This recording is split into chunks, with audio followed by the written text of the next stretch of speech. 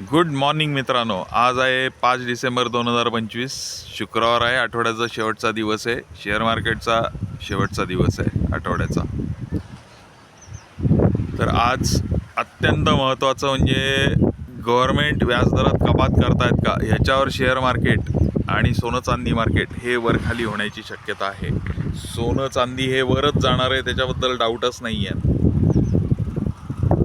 पण शेअर मार्केटची दिशा हे RBI गव्हर्नर आज काय डिक्लेअर करताय याच्यावर अवलंबून आहे. जर त्यांनी 25 बेसिस पॉईंटचा रेट कट केला तर मार्केट वर चढेल, आणि जर नाही केला, जशा तशा पोझिशन ठेवली तर मात्र मार्केट डाऊन होईल. तर त्या दृष्टिकोनातनं तयारी ठेवा.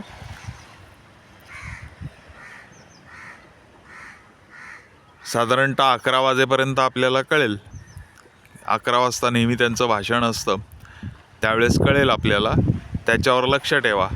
जी बिझनेस किंवा CNBC आवाज लावून ठेवा, म्हणजे तुम्हाला लगेच कळेल की रेट कट झाला आहे का नाही झालेला.